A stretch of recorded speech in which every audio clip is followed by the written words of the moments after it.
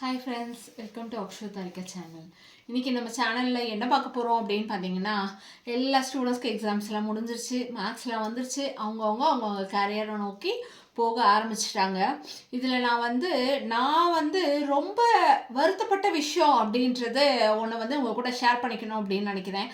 என்ன மாதிரியே யாராவது வருத்தப்பட்டிருக்கீங்களா அப்படின்னு சொல்லுங்கள். ஒரு கிளாஸ் இருக்குது, ஒரு ஸ்டூடெண்ட்ஸ் இருக்காங்க. அதில் ஸ்டூடெண்ட்ஸ் ஒவ்வொருத்தரும் அவங்களோட மார்க்ஸ் ஷேர் பண்ணிகிட்ருக்காங்க.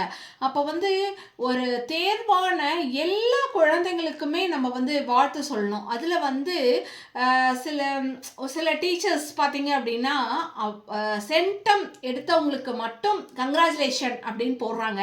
ஒரு 100 குழந்தைங்க இருக்க இடத்துல ஒரே ஒரு 2 குழந்தை, அதாவது சென்டம் எடுத்த குழந்தைங்களுக்கு மட்டும் கங்க்ராச்சுலேஷன்ஸ் அப்படின்னு போட்டாங்க அப்படின்னா அந்த டீச்சரோட தாட் என்ன அப்படின்னு நினைக்கிறேன். அதாவது படிக்கணும், மேக்ஸ் படிப்பு ரொம்ப அவசியம், அதே மாதிரி மேக்ஸும் ரொம்ப முக்கியம்.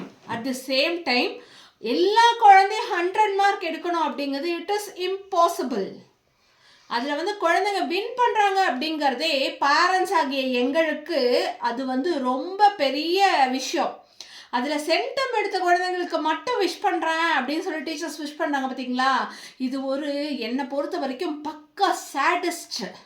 அந்த மாதிரியான ஒரு மென்டாலிட்டியில் இருக்க டீச்சர்ஸ் எந்த குழந்தைங்கக்கிட்டேயுமே இதாக நடந்துக்கவே முடியாது. என்னை பொறுத்த வரைக்கும் அது ரொம்ப வருத்தமான விஷயம். பாஸ் பண்ணிட்டேன் அப்படின்னா எல்லா குழந்தைங்களுக்கும் வாழ்த்து சொல்லணும். சென்டம் எடுத்தவங்க வாழ்க்கையில் முன்னேறவங்க ரொம்ப ரொம்ப ரொம்ப கம்மி. இங்கே வேணால் நல்லா சர்ச் பண்ணி பாருங்கள். சென்டம் மட்டும்தான் மார்க்குன்னா அப்போ கீழே இருக்கிறதுலாம் என்ன?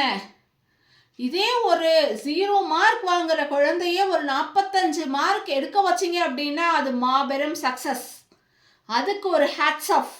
ஆனால் 100 மார்க் எடுத்தாதான் உங்களுக்கு கங்க்ராச்சுலேஷன்ஸ் அப்படிங்கிறத நீங்கள் குழந்தைங்க மனசில் பதிய வைக்கிறது ரொம்ப தவறான கண்ணோட்டம் அப்படின்னு நான் நினைக்கிறேன். நீங்கள் என்ன நினைக்கிறீங்க? என்ன மாதிரியே ஃபீல் பண்ணுறீங்களா, இல்லை அவங்க செஞ்சது கரெக்ட் அப்படின்னு நீங்கள் நினைக்கிறீங்களா அப்படிங்கிறத கமெண்ட்ஸில் சொல்லுங்கள்.